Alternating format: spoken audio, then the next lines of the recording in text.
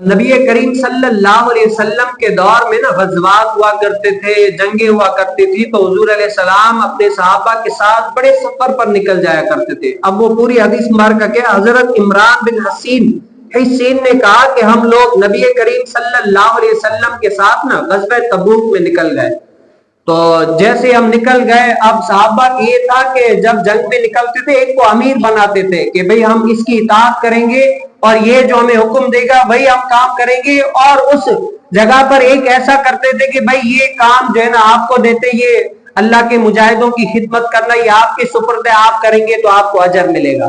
تو جیسے ہم غزوہ تبوک میں گئے، آگے چل کر ہم آگے چلنے لگے تو ہم پر کیا نیند غالب ہوئی۔ ہم نے مشورہ کیا کہ ہم سو رہے ہیں اور ہمیں جگائے گا کون، جگانے کی ذمہ داری کون لیتا ہے؟ تو اس ٹائم پر حضرت سیدنا بلال رضی اللہ تعالی عنہ نے کہا کہ اے صحابیوں، آپ لوگ بے تکلف ہو کر سو جاؤ، میں انشاءاللہ عز و جل آپ کو وقت مناسب پر جگا دوں گا۔ تو سارے صحابہ کرام رضی اللہ تعالی مجمعین کیا ہو گئے؟ سو گئے۔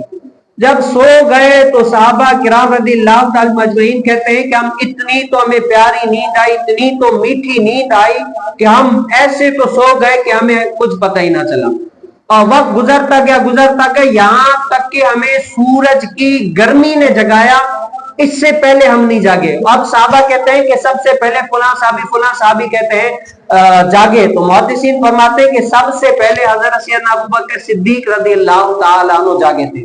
پھر حضرت سیدنا صدیق اکبر اٹھے تو لوگوں کو آرام سے جگانے لگے، اور حضور علیہ السلام بھی سو رہے تھے۔ تو صحابہ کہتے ہیں کہ ہماری یہ عادت تھی، جب نبی کریم صلی اللہ علیہ وسلم آرام فرما ہوتے تھے نا تو ہم حضور علیہ السلام کو جگاتے نہیں، بلکہ ادب میں کھڑے ہو جاتے۔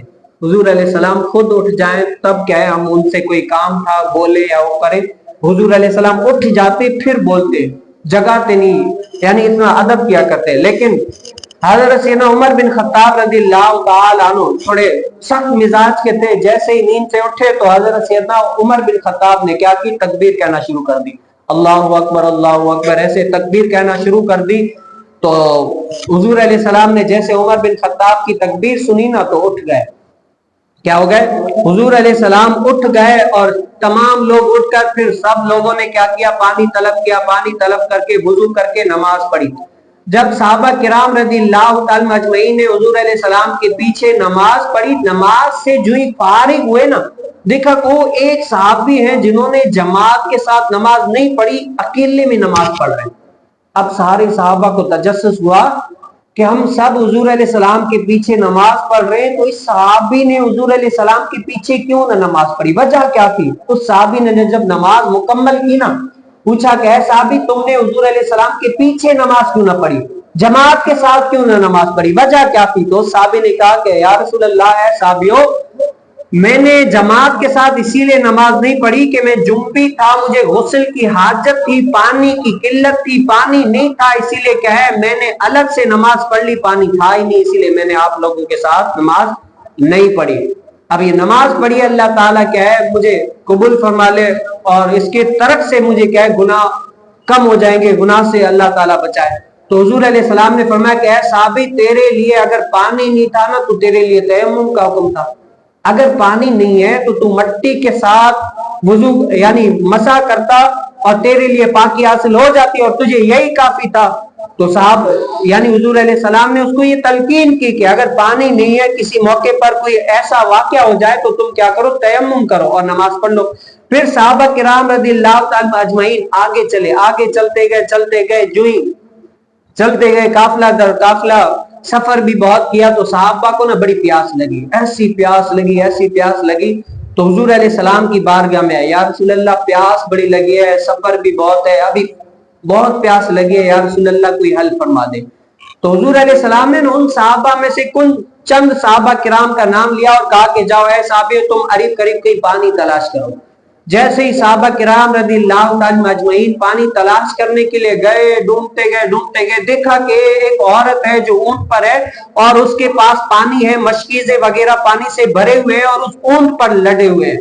تو اس صحابہ نے نا اس عورت کو کہا کہ اے عورت، چلو ہمارے نبی کے پاس، تم سے کام ہے۔ تو اس عورت نے کہا صحابی، سواد الف بایا، صحابی وہ نبی؟ کہا کہ ہاں، صحابی عرب میں اس کو کہتے ہیں کہ جو دین قریش کو چھوڑ کر دین ابراہیم کو جس نے اختیار کیا ہو, جسے قرآن کا حکم ہے اس کو اختیار کیا ہو. تو صحابہ نے کہا کہ ہاں وہی نبی علیہ السلام. تو جیسے ہی وہ عورت کیا تھی, ابھی ایمان نہیں لے کر آئی تھی, حضور علیہ السلام کے سامنے پیش کی گئی تو حضور علیہ السلام نے کیا کیا, اس مشکیزے کو نیچے سے کھولا اور اس میں سے پی کر نا کلی کر دی اندر, کلی کر کے پھر حضور علیہ السلام نے فرمایا کہ آؤ ایک ایک کر کے تم کیا کرو, اپنی پیاس بجھاتے رہو. اب جتنے سارے صحابہ کرام تھے سارے لوگ آئے, سب نے پانی پیا. پھر حضور علیہ السلام نے فرمایا کہ اپنے اونٹوں کو بھی پانی پلاؤ. سب نے اپنے اونٹوں کو بھی پانی پلایا. اور پھر بعد میں اس مشکیزے کو دیکھا گیا نا, اتنا ہی پانی تھا, بلکہ محدثین کہتے ہیں کہ اس سے بھی زیادہ ہی پانی تھا. بس حضور علیہ السلام نے جو کلی کی تھی نا, اس کی برکت سے پانی تمام جانوروں نے پیا, صحابہ نے پیا, بلکہ کیا ہے پانی کم نہیں ہوا بلکہ کیا ہے بڑھتا ہی گیا. اور حضور علیہ السلام نے آخر میں اس عورت کو کہا کہ اے عورت, ہم نے اللہ تعالیٰ کے حکم سے اس پانی سے پیا ہے لیکن تمہارا پانی کم نہیں ہوا. وہ عورت دیکھتی گئی, اتنے لوگوں نے, اتنے جانوروں نے پانی پیا, پانی کم کیوں نہیں ہوا. پھر حضور علیہ السلام نے حکم دیا کہ اے صحابہ کرام, اس عورت کے لیے کیا کرو, تحفے طائف جمع کرو. تو کسی نے کیا دیا, کسی نے کیا دیا, کسی نے کیا دیا, سب لوگوں نے کیا جمع کر کے حضور علیہ السلام کو دیا کہ اے یا رسول اللہ, یہ ہماری طرف سے اس عورت کو تحفہ دے دے.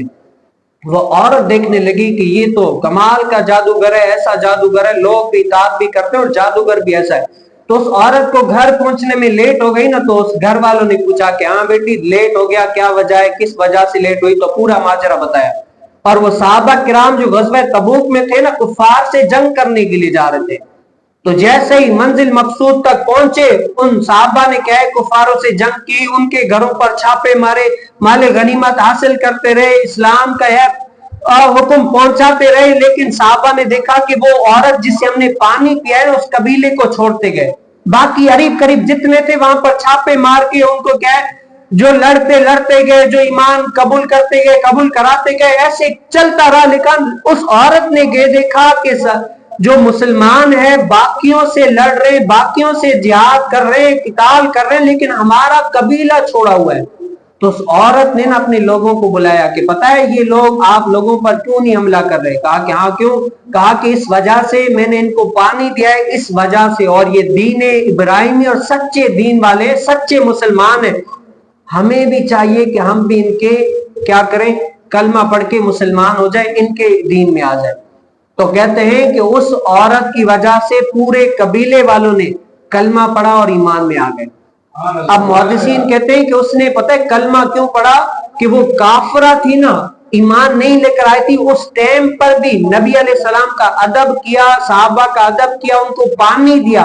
اللہ نے اس کو ایمان کی توفیق دی. ایمان صرف خود ہی قبول نہیں کیا بلکہ سارے قبیلے والوں نے ایمان قبول کر کے اس کے ساتھ مسلمان ہو گئے.